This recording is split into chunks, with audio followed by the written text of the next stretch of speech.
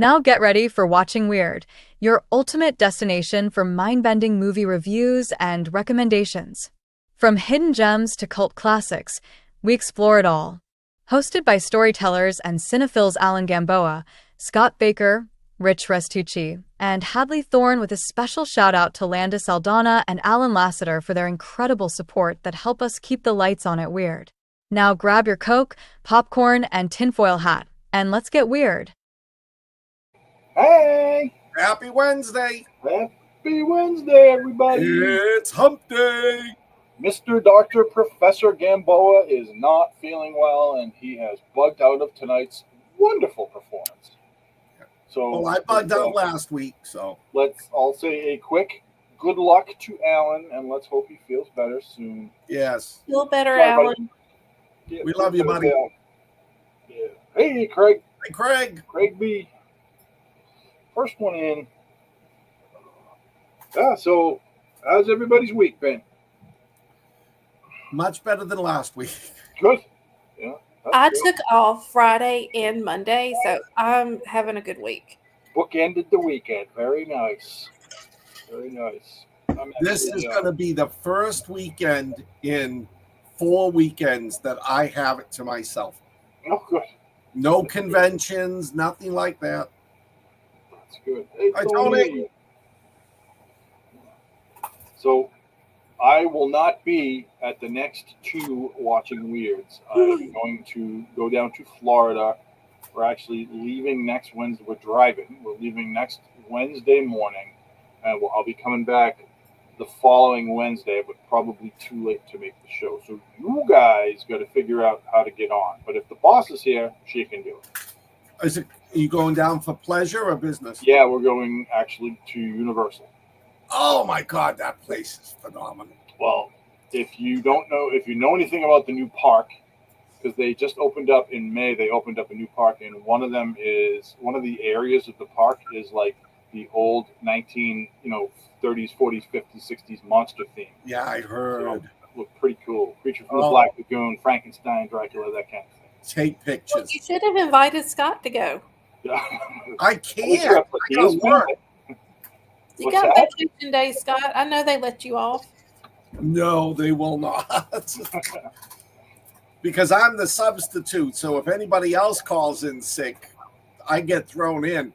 If I'm not there and somebody else is not there, the place starts losing its shit. I can't stop yawning. Apologies, everyone. So this week's movies, I was unable to watch the Dracula one. I'll have to watch that this coming weekend. But I couldn't get away from stuff. So, hi, Landa. Well, I'll go first if y'all will let me. Yeah, you can go first. Absolutely. You're gonna do the Dracula one, right? Yes, I'm gonna do Dracula: A Love Tale. Okay.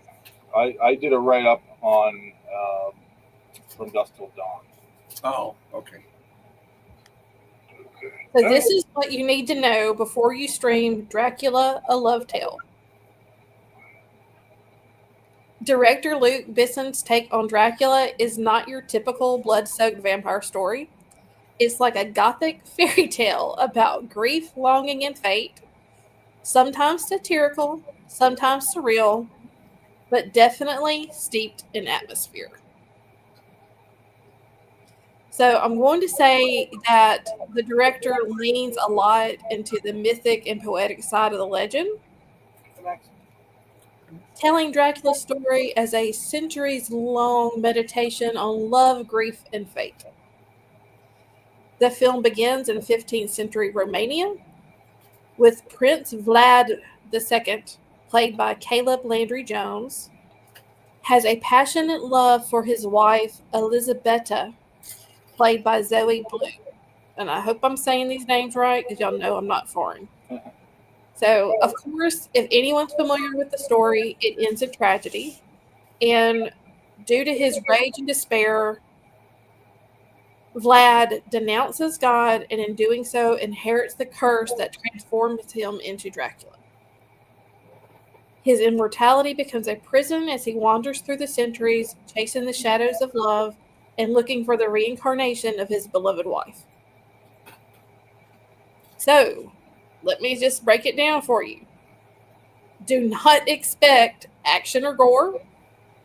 This movie is closer to gothic poetry on film. There is not a blood splatter vampire romp in the mix. The pacing is slow and deliberate. Flames linger, pulling you into shadows, and there are moments that puzzle, amuse, and the overall effect is kind of dreamlike. I will say that the performances are not terrible, though I did feel Christoph Waltz was wasted. But one of the things I loved about this movie is the costumes, which y'all know that I used to do historical reenactment. So there's a lot of, I guess, the pageantry of the clothes I really enjoyed, though some of it didn't make sense. The costumes and the makeup were lavish, theatrical, and gave the film a fairy tale feel. So, again, tragic love story, blah, blah, blah. Ultimately, at the end, it couldn't replace Francis Ford Coppola's Bram Stoker's Dracula, but it offered a unique and original vision of Dracula's internal damnation and his search for love. So, what did I really think? I think you should watch it. I think that it is a fresh take on the story of Dracula. And I think if you loved Dracula, Bram Stoker's, y'all know the one with Gary Oldman, you should at least watch it. But I don't think you're gonna love it like you loved that one. So I'm kind of having some mixed feelings with it. I enjoyed it. I enjoyed the fresh take on the story. I love the vampire genre, period, but I needed a little more action. This was kind of slow, and it really is a love story. It is not a vampire romp. So, what'd y'all think? Well, Scott, what'd you think? You know, I never really noticed the fact that there was no, except for the opening battle scene, there was no action in it. But I was dragged into this movie. I loved it. I love Christopher Waltz. I love everything he's been in except Tarzan. Nothing could have saved that movie. I think it was a very unique take on the Dracula love story. I thought the acting was good. Cinematography was the only scene that I stared at the computer wondering what the Sigma was when he starts spraying them all with the perfume and they're all dancing.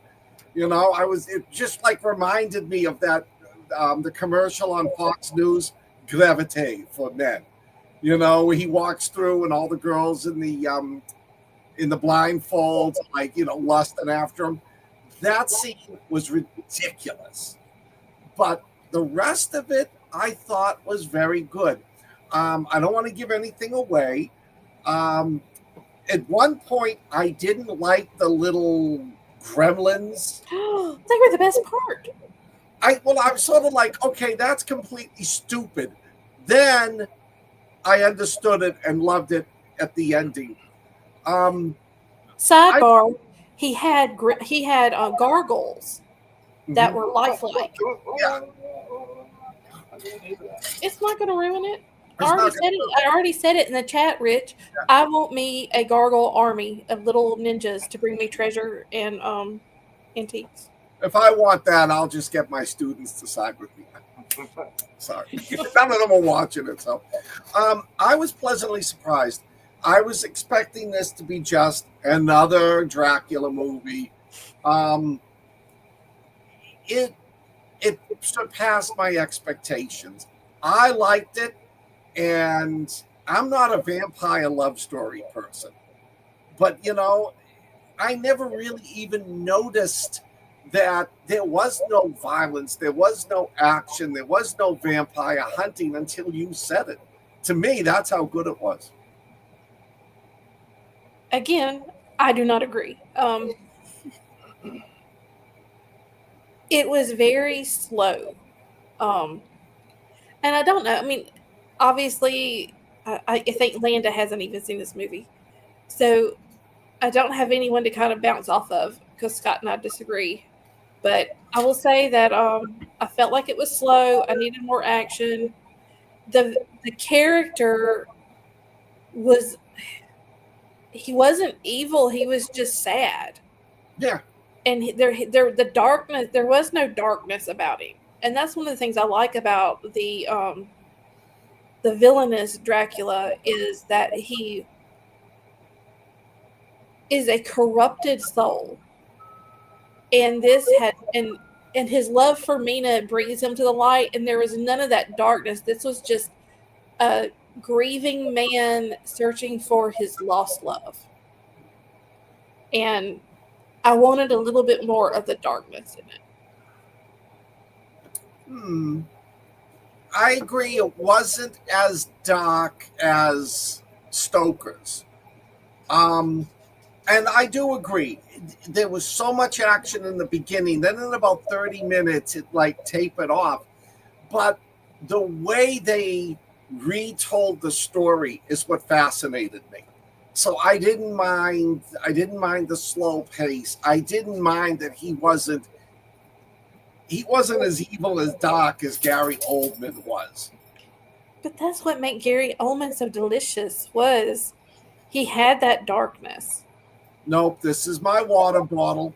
This is a Disney princess with no pants, on a bottle, covered with Michael Myers. Don't say that. Oh, It's damn. It's true. You don't need to be telling the people. So There's only water in it. Was this a French movie? It was, but it's not. It's subtitled. It is a French movie, but they speak English. It is subtitled in French. So. Yeah. All right then. That sounds good. I'll have to give it a try. I apologize, crew, for not being able to see that this week, but man, I was flat out. Well, and I will say, I could not get away from comparing it to Dracula. I don't think you can watch the Dracula movie without that comparison anymore. It's just that's kind of the.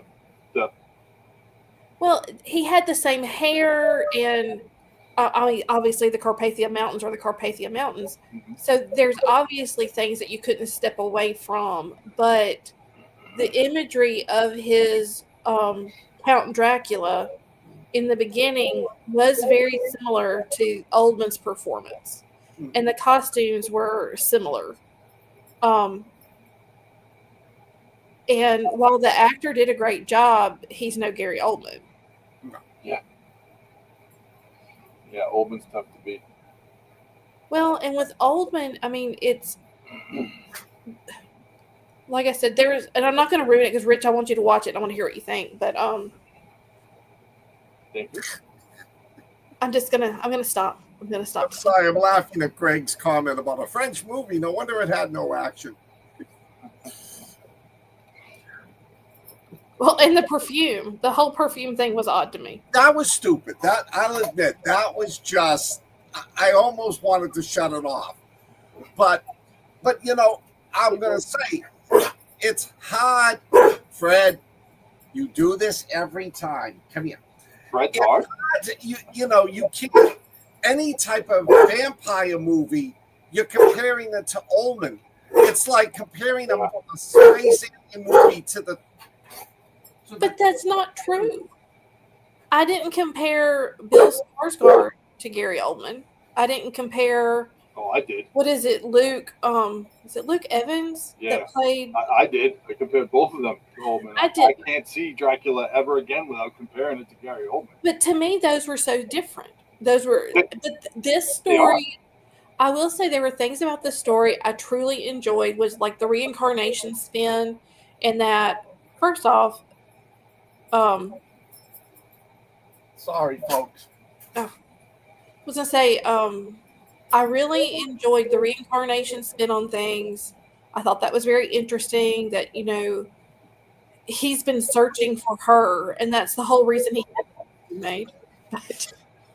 But it doesn't. It didn't show the brides, and I always love to see the brides. It did show. I guess it was supposed to be Lucy, but her name's Maria in this one.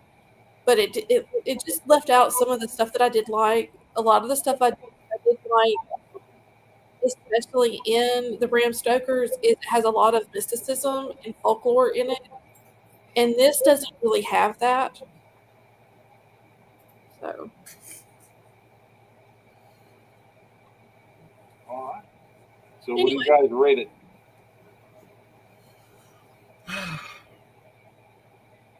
Go ahead, you start. Ladies first. I'm gonna give it a 3.5. Good news. 4.8. Really? Yeah. Really? All right. All right. Well, y'all heard it. I can't really rate it. I haven't seen it yet, but I will watch it and give you a rating when I get back in 3 weeks.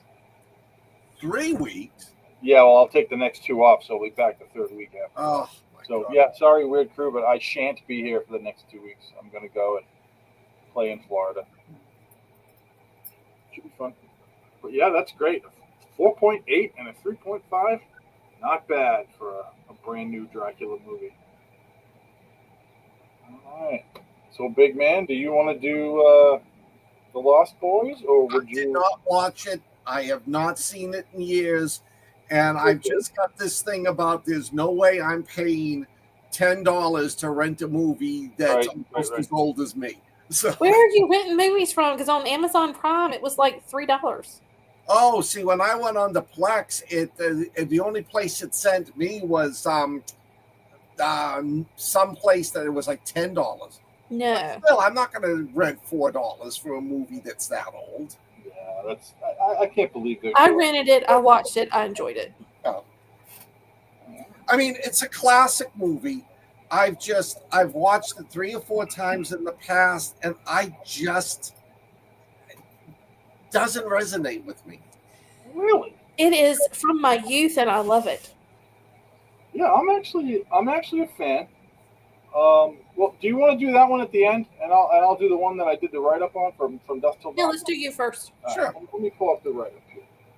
So, as I said, Hold on for a second. I want to say, hey, Clark. Hey, Max. Hey, Craig. Hey, Landa.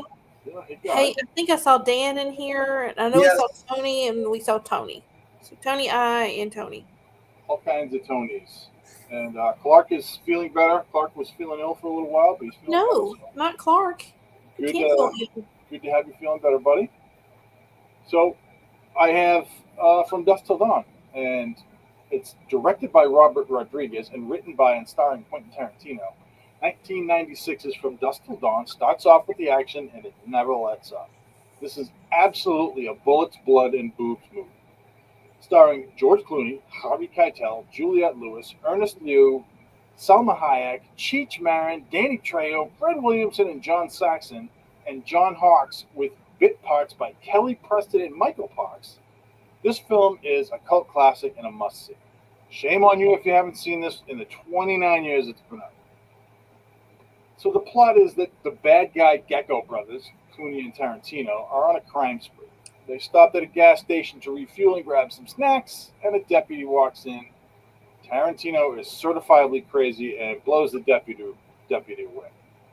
There's a bit of a shootout at the gas station store, and Harvey Keitel, Ernest, and Juliette Lewis get taken hostage in their Winnebago.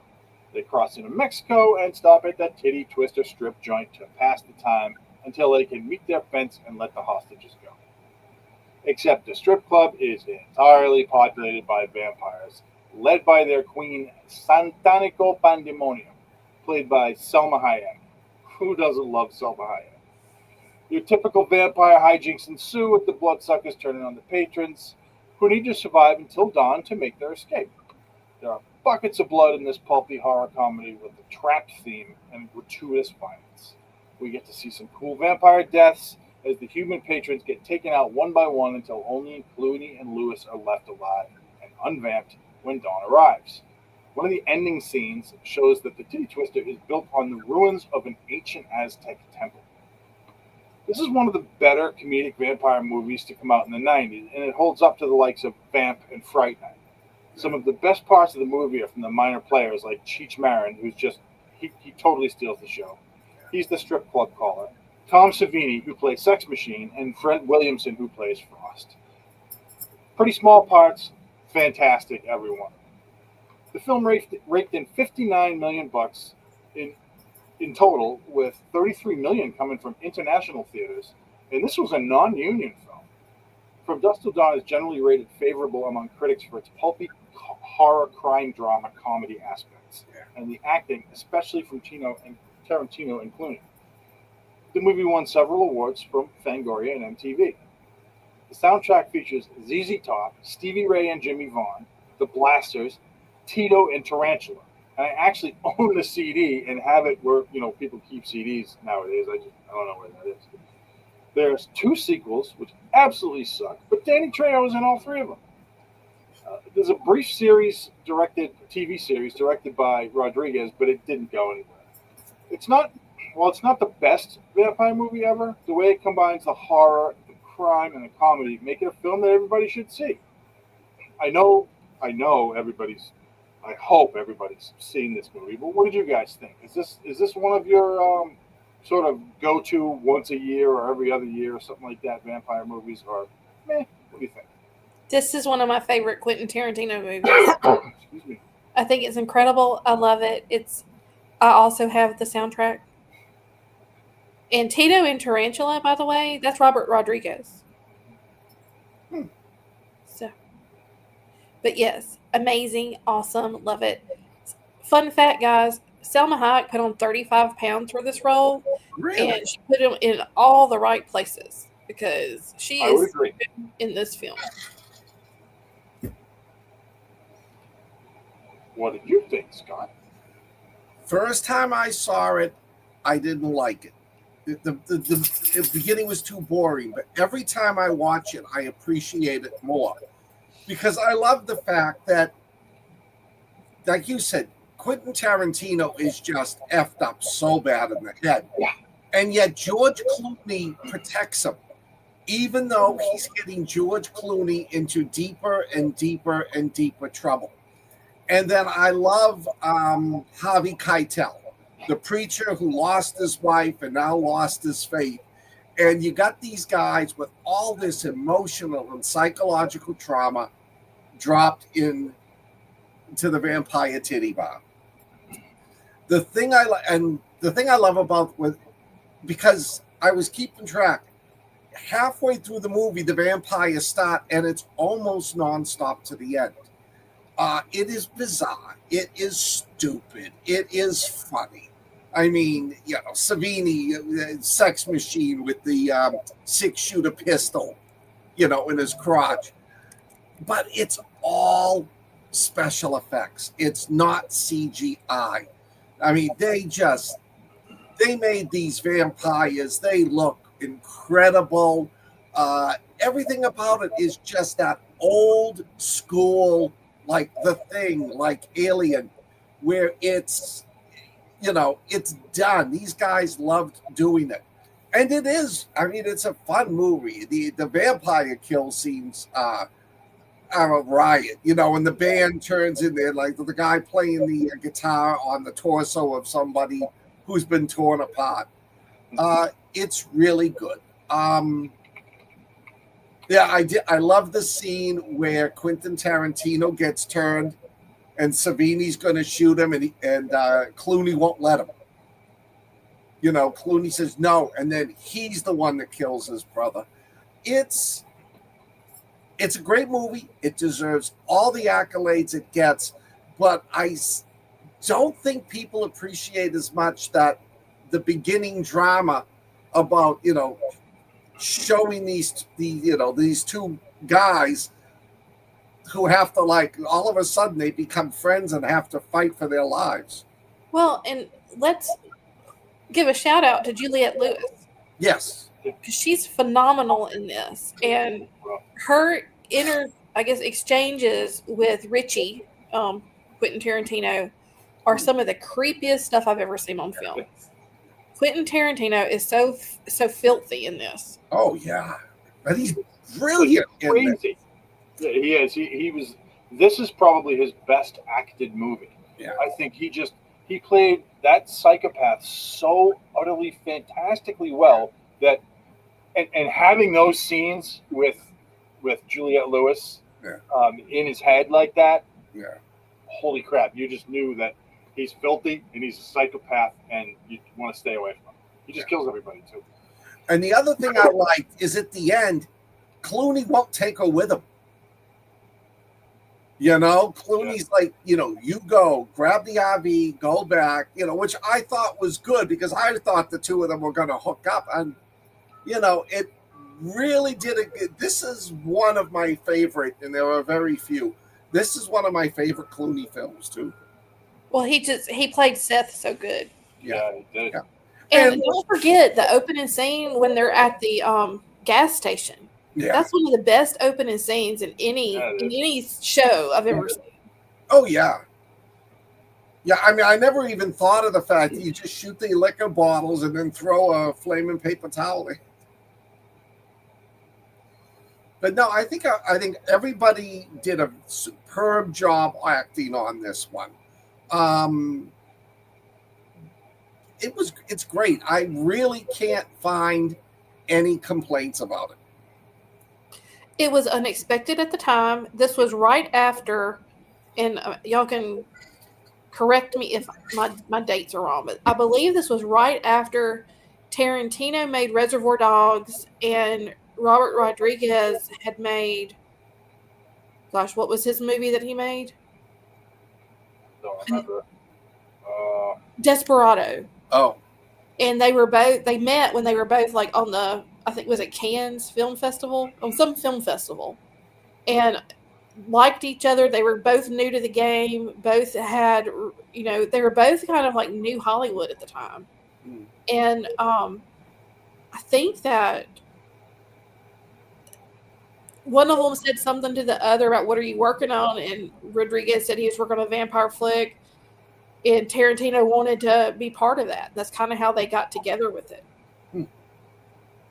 So Tarantino wrote it, and he was called on to write it for $1,500.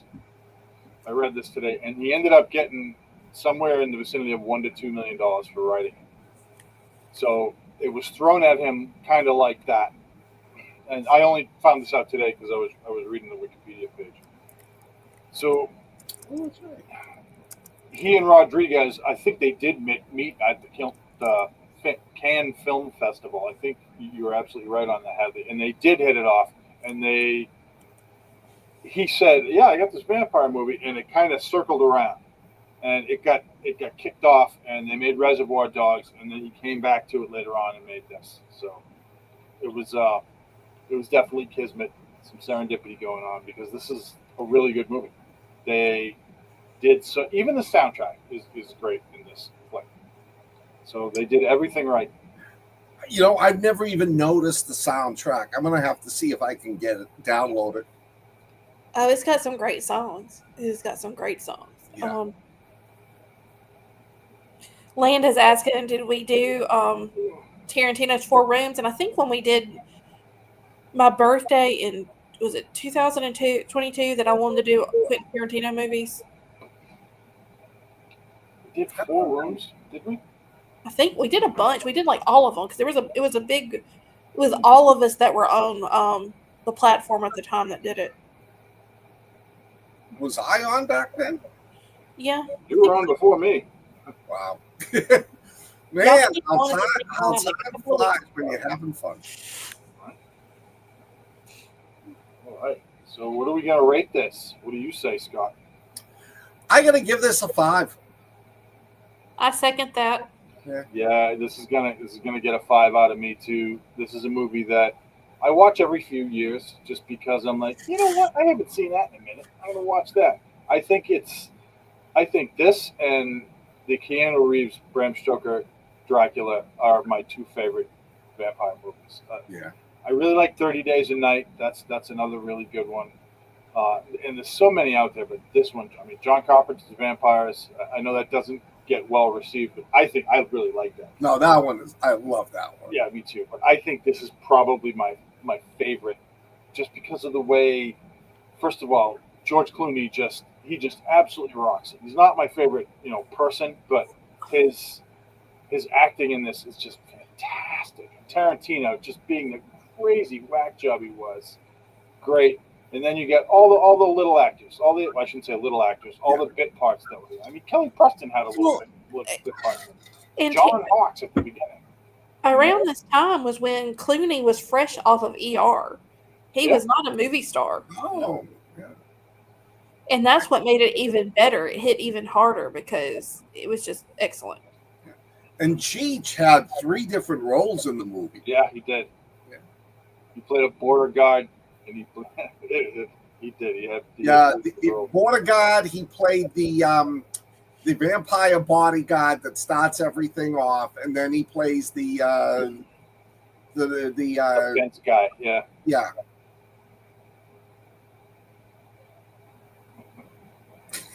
Why do you think he plagiarized the script? Craig's just got to be ornery. Max, we did it last week. Yeah, our reviews on weapons were Hadley loved it. Alan thought it was good. I thought it was pretty good. You definitely should see it. If you haven't seen it, you absolutely should watch it. I watched it very quickly. I watched it. I was like, okay, for the first hour, where the hell is this going? And then after the first hour, everything started to fall into place. And I've never, ever seen a movie with such a bizarre ending. It was phenomenal. I recommend it too. Right. Oh, good. That's good. What did you think, Max? Did you like it? So should we move on to the Lost Boys? I think everybody's probably seen the Lost Boys. But I haven't seen it in years. Yeah, but you did see it. Right? Yeah. Well, I rewatched it just for this because I couldn't believe we hadn't done this movie yet. So do you want to start off with it, boss, or do you want me or Scott to do it? I don't. I'm not prepared. I didn't even watch it, so I'll let you do it, Rich, and I'll just play off of you. All right. So this is seat in my pants. I didn't write anything up for this, so I just looked it up just now to see when It's it called came organic. We're being organic with our review tonight. out. Okay. Yeah, this is an organic review. I just feel that it's organic. Okay, we'll go with that. It was made in 1987, so it predates Dusk Till Dawn by 9 years, which I would have thought they came out at about the same time until I really thought about it. It was just after I got out of high school. So it's another like sort of campy horror comedy film with vampires, and this family moves into a new town in California, and there's 2 sons, one older, and the mom. The mom has recently lost her husband, or lost her husband at some point. They move in. The older guy sort of falls in with this young lady who is played by Jamie Gertz. He likes her. She sort of introduces him to these cool kids, and the cool kids turn out to be 4 sort of old vampires, but they're sort of in their late teens, but they're centuries old. The younger brother, who's played by Corey Haim, kind of figures it out. He's like, "Oh crap, these are vampires. This place is crawling with vampires." And so he gets these two comic book store owners, the Frog Brothers, to tell him about vampires, and they all sort of start to vampire hunt these vampires. But they're completely ill prepared. They're morons. They don't know what they're doing, but they do pretty well for being dumbasses. The whole thing, more hijinks, more vampire hijinks ensue, and we figure out who the big bad is. And if you haven't seen this by now, I mean, come on. It came out in 1987. Everybody's seen The Lost Boys.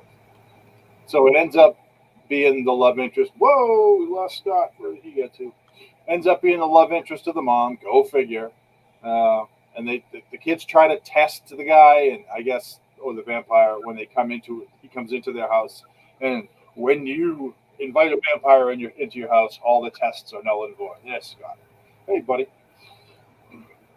So the whole story is about how the older brother gets bitten, and they try to stop him from becoming a vampire. And the only way to do that is to kill the vampire that bit him.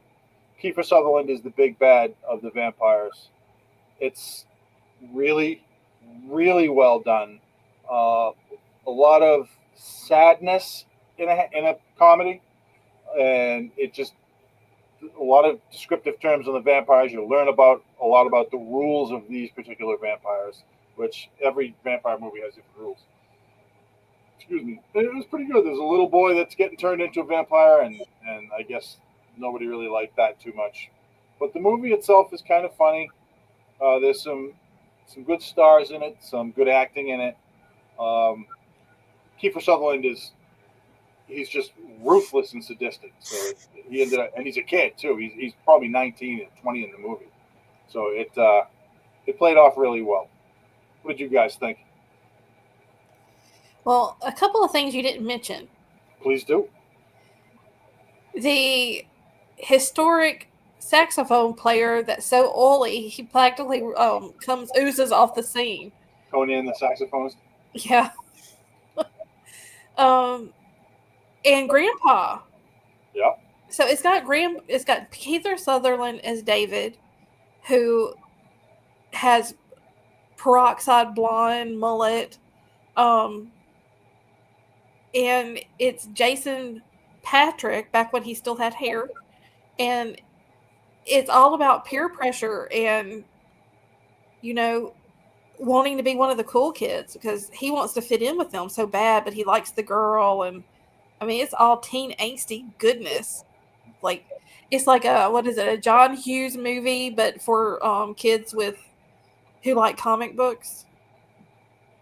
So it's got Corey Haim in it and Corey Feldman and another boy who I don't know what happened to him, but it's just great. Jameson Newlander. They're pint-sized Van Helsings with rainbow fantasies. I think it's one of the things I read. It's just, again, what year did this come out? 1987. So 87, I was in 10th grade. So yeah, it hits my teenage years in all the right spots. It was just fun. Diane Weiss is in it. She plays the mom, and she's, she seemed so old when I saw it, and then I rewatched it, and I was like, oh man, she's really young in this. Grandpa is incredible. He's like this kind of aging hippie grub. What's the line? You want to say it? You kind of blurbed out there. What'd you say? Sorry.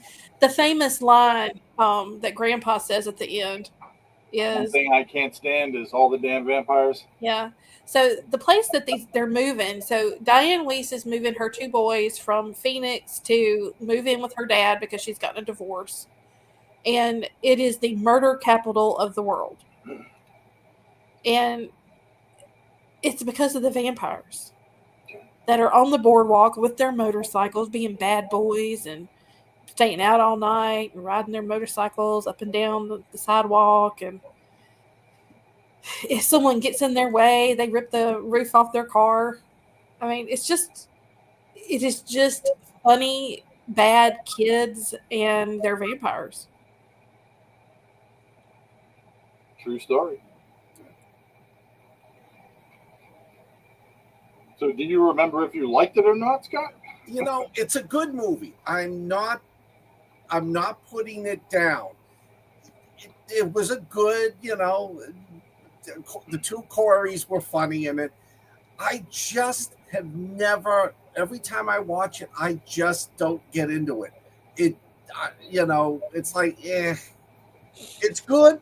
You definitely, if you're a horror fan or a vampire fan, have got to watch it. But it's just, for some reason, I don't know. I just don't like it. All right. Oh, would you all stop telling me you were in high school in 1987? I was starting my graduate degree.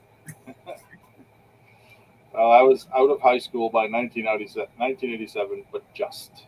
Ah, I graduated in 86. I graduated 81. Okay. That's when I started. Right? I graduated the same year that The Thing came out. So. Well, I think I graduated in 90, so I was either in 9th or 10th grade when this came out. And I guess that's probably why you don't like it as much, is because of the age. Maybe. Well, he likes the 70s movies and the 80s movies better, you know. Oh, I love the 80s movies. The 70s movies, there's only a few, but I don't know. It's just Jaws. I am not that old, Max. No, I just, for some reason, this one didn't appeal to me. Now, surprisingly, I liked Near Dark much better. Oh, Near Dark is also a classic. Yes. One of my absolute favorites. Yeah. Didn't need any type of special effects. Yeah. The only special effects I can think of are the burns. Yeah. That they suffered when the sun came out. But other than that, it was when he shoots him with the bullet and he gives it back to him. Yeah. Classic. Absolute classic. And I mean, the cast in that one. Yeah. You was had taken directly from Aliens. pretty much, yeah. Which makes time for a good segue. So, first off, what do you give this one, Rich? Lost Boys? I'll Yeah. give it a 4. I don't think it's as good as From Dusk Till Dawn, but I'm going to go with a 3.75. Nice. I'm not going to rate it because I don't like rating things that were good that I don't like. To me, that's not fair. That makes no sense, but okay. No, I mean, if I read a really good book that's written well and that, but it just doesn't, I don't like it for some reason, that I don't think it's fair to just say, oh, I'm going to give this a 3. But that's your opinion. This All is right. a show about opinions. And 3.5. Oh, fantastic. See, we can't make fun of you if you don't rate it. Okay, 3.5. That's not bad. I gave it a 3.75, and I liked it better than you. So it really just depends on the day and our moods, I think, how we rate things. Now, I'm wondering if Craig is talking about his dog, Yes, child, his dog. or a monster in the basement. Well, I mean, it is Craig. Yeah.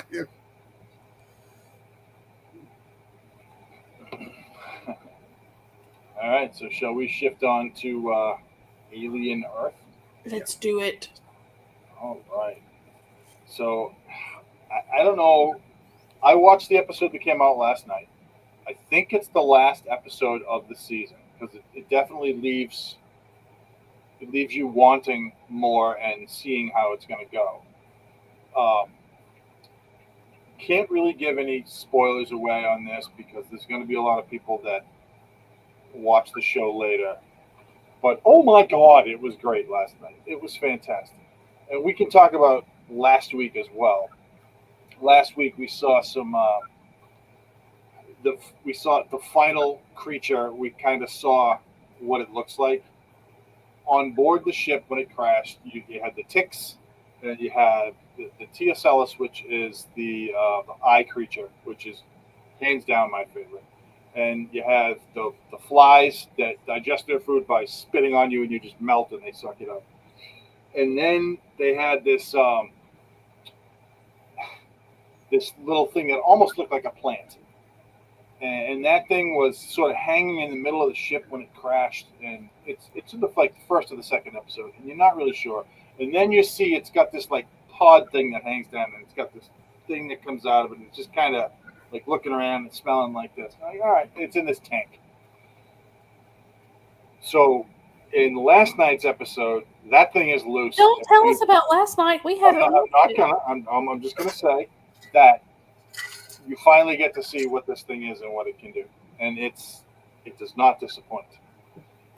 Last week's episode was pretty much the escape attempt of all of the replicants. They're not replicants. What are they called? They're called synths.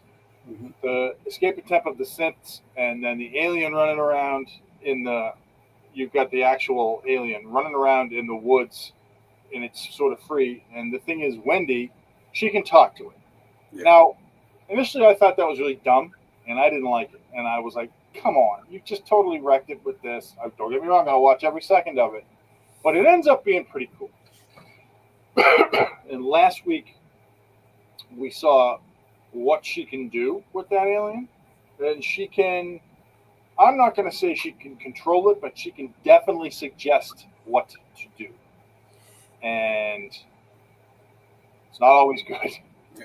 So we also see that Nibs, the redheaded synth, is criminally insane, for sure. She's a little kid that's in an adult body that is super strong and fast. And that just does not go well for anybody she comes across. They've wiped her memory because they knew she was a little crazy, so they wiped her memory of what had happened before whatever moment in time they put her at. And Wendy found out about it and told her that they must have done something to you, and so she's a little mad about that. And she takes her anger out on any soldier's face that she can reach, pretty much. And it doesn't end up good. It's not as bad as the alien, what the alien does to people, but it certainly isn't good. So, well, do you think Wendy communicates with the alien because she was there when it was born? And it kind of looks to her like a mother figure? Yeah, I can't remember the reason. I can't remember what it is, but it's definitely talked about. I think it has something to do with her fine-tuned hearing. Yeah. She can hear. They did something with her hearing. There's the guy was typing on the computer, and he did something so that she couldn't hear anything, and then she turned. I can't remember exactly, but that's what happened. And now she's on the same frequency as the alien, and she's learned to talk to it. She sat with it, and they were talking back and forth, and it got out, and she sort of was petting it and stuff like that, and it didn't attack her because she could talk to it. So it probably thinks she's the queen. And it just kind of took off, and it went out into the enormous island that they're on to cause whatever mayhem it could. And it does. It causes quite a bit of mayhem. So you guys must have watched last week's episode. What did you think? How about ladies first? Go ahead. I don't remember. I kind of was watching it while I was working, and then my friend came in from out of town, and she's not watching it, so I didn't rewatch it. Okay. What about you, Scott? I liked it because so many of the characters, all of a sudden, it's like, like the synth that runs the place and controls the kids is run. It's right now. It's like, okay, I don't know where this is going. Whose side is on who anymore. I'm really looking forward to watching the sixth episode. I think this is good. I know they have to, and I like the fact that they've added all these different aliens. Now, don't tell me, but I want to know if this will follow the canon when this is over to Alien. I think it's Romulus next, right? So it looks like it could. Was the very end of last night's show kind of leans into that. Okay. It doesn't. It kind of leans into what's going to happen with Weyland Yutani.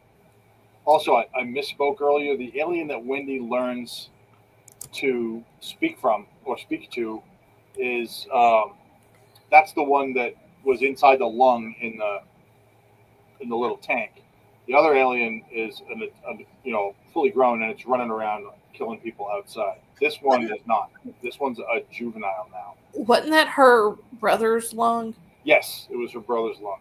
So I mean, that could play a part. There could be a DNA thing there. I don't really know. But yeah, her brother got shot, and they gave him a new lung, and they took his perforated lung, put it in a tank, and then put the alien egg that they sucked out of one of the face huggers into the lung, and now it has grown into a juvenile. It's about the size of a medium-sized dog. Well, the thing that I remember about last week were the two little boys taking the scientist that's been impregnated out by the ocean and it hatching. And it was so sad because he was telling them that he knew they were not being truthful and that it was all going to be okay. There was nothing that couldn't be fixed. Well, he was wrong. Yep. Yeah, it was. That ended up being pretty brutal. Yeah. And then the cyborg, whose name I can't remember, he comes in and he tells the kid, what good is this to me? About the dead guy, because it doesn't. Oh yeah, yes, yeah. So I was like, oh wow, dude, that's pretty cold. But he's a cyborg. Yeah. Well, but he's still got a human brain. So he's just a bad guy. Oh, But the reason he's a bad guy, he was driven to twisted. this. He's twisted up. Yes. Yeah. I mean, he's reasons for his threatening to kill the Indian kid's mother if the Indian kid doesn't help him. Yes, exactly. And but I loved the way that, the kid and his buddy were just, he was so guilt-ridden over it.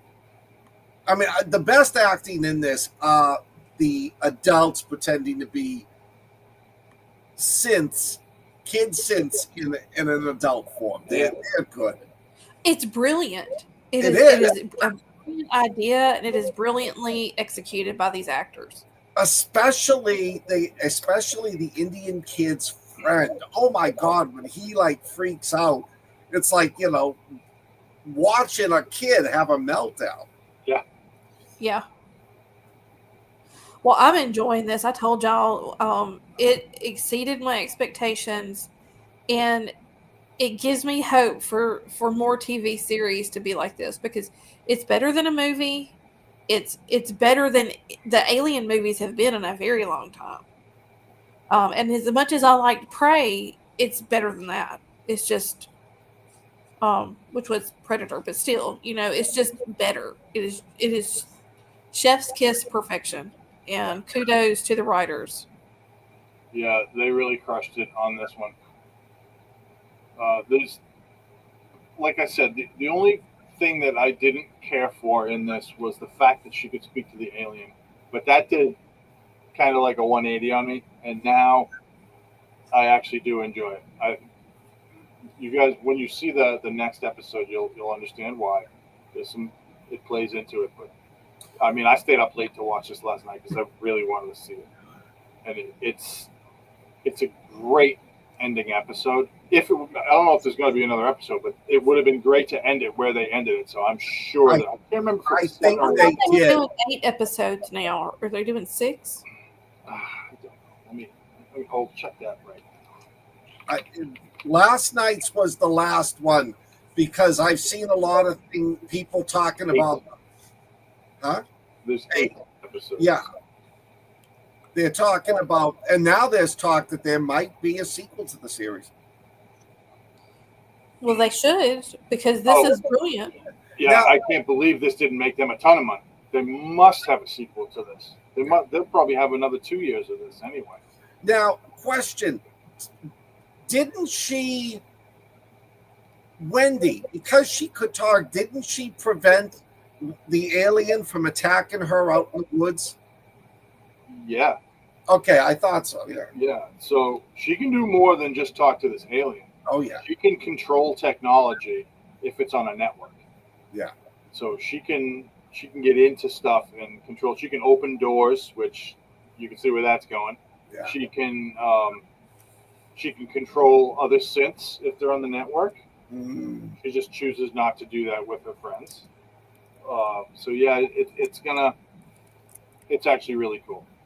I'm The last I'm episode looking, is I'm looking forward to it because the fact that the head synth let the kids get away tells me that everyone is just sick of the boy wonder there. yeah. Did you watch the entire episode last week? I think, yeah. Because he absolutely didn't let the kids get away. He knew exactly what was going to happen. He knew Oh, precisely exactly what was going to happen, and he just played to them being children. that's right. No, Yeah. You know, the scene I loved last week was when he shows up the boy wonder shows up for the negotiations with the Wayland people, and he just comes in his bare feet, puts his feet on the desk. That just made me sick. I was like, get your feet off the table. I know, but that's it. You're despising this kid so much. You know, you're going to be disappointed if he isn't ripped apart by every alien in the laboratory. Don't say I won't say a word. I will say you get a little background on him, and that's all I will say. All right. I will also say that T. Ocellus or T. Oculus, the eyeball creature, which again is my personal favorite, is not some little bitch ass creature. It is very tough. Yeah. So, and you know what I love? Like, I spent about 2 episodes where it just stands there, the sheep, watching everything, just taking it all in. So yeah, it does more than that. So in the last episode, the boy Cavalier there, who's a complete genius, he starts talking mathematics with it, and the thing understood what pi was. So it's not stupid by any stretch of the imagination. It's extremely problem-solving intelligent. But well, I'm very intrigued to know what the backstory is between it and the xenomorph. So this series is great, but what they really need is to get back on that ship and tell us how they caught these creatures when they went down, what planets they went to, the background on all these creatures. That's what we need. That would be enormously popular. And I bet you that'll be season 2. That I'm hoping. When you see the way they left it last night, it could go either way. That season 2 could be that, or they could mix it in, because season 2 is going to lead into Romulus or Prometheus or whatever the next one is. At least, I think so. Because the way I took this was that Ripley is out on the ship as this is going on. She's out there now doing whatever she's doing. And because they found this, they sent her to that beacon. That's what I'm getting. I don't know if that's true or not. That just might be in my head, but that's what I was thinking. So, I don't know. But damn, the final episode is one of the better ones. How long is it? I think it's like 45 minutes. Oh. Well, I know what I'm doing when I lost. I can't. They're all 45 minutes. There's all commercials in all of them. I thought they were more than. Yeah, maybe 50, but it's not a full hour. None of them were. Maybe the first one with the pilot was 2 hours. I can't remember, but they're all like. Let me figure it out. Yeah, I think they're about average for a 1 hour show. Okay. I think Romulus, if I remember, is between Alien and Aliens. That makes sense. Episodes are 45 to 64 minutes long, with the first episode, Neverland, running for 1 hour and 4 minutes. Okay. Cool. Yeah. Yeah, I'm watching that this weekend. It is worth every second of it. I'm going to rewatch the last episode and then watch the final one. Yeah, I loved it. It's my favorite series right now. It's really good. I started watching Justified. That's my next series. And Tulsa King, the first new episode came out on the 22nd. Yes. I am watching both of those too. Yep. I just started the second season of Justified. I'm on episode 4, I think, of season 1. So it gets better Just in case you need to know that. I had heard that. See, I'm But old. Justified has some really good writing. And the Yeah. actors in it just are nailing it, and it's really great. Excuse me. Well, we're at an hour. He's almost Yes. exactly. We're 4 seconds over. Do we know So what we're what's doing next week? Say again. What's next week? I have no idea what next week is because I'm not going to be here. So that's something else. You guys are going to have to figure that out. I think, Hadley, if you're going to be here, you can take care of setting it all up. But Okay. if you're Well, not, I can set it all up. So you got to let the boys know how to do it. Yeah, I mean, has any of those new Frankenstein movies come out? I don't know. I think I we looked thought and it they was at the hadn't end of the come out month. Well, actually, no. I think it's January. Oh, okay. Something. I can't remember. I was just so in love with Alien Earth that I didn't pay attention. yet. Okay. Well, we'll get back with y'all about what we're watching next week. Yep. Right. Love you guys. Love seeing y'all. Happy to be here, and I am glad that we had a full house. So Yes. I enjoyed myself, guys. Take care. It was good to see everybody. And I won't see you next week, but the other guys will. Enjoy. Thanks for coming. Oh. All right, Weirdlings, that's all for Watching Weird this week. Thanks for tuning in, and remember, the strange and unusual never sleeps. Well, except for maybe on Thursdays. Speaking of sleep schedules, here's a quick reminder about our other shows. Dive into the mysteries of the mind with Weird Awakenings every Friday at 8 p.m. Eastern Standard Time. Cozy up with blondes, books, and campfire tales for spooky stories every other Tuesday at 8 p.m. Central Standard Time. Hone your craft and connect with fellow writers on Write With Me on the third Sunday of each month. And don't forget, Watching Weird now airs live every Wednesday at 9 p.m. Eastern Standard Time. For all things weird, find us on social media via Linktree in the description below, or visit our website at weirdrealities.net. Stay weird.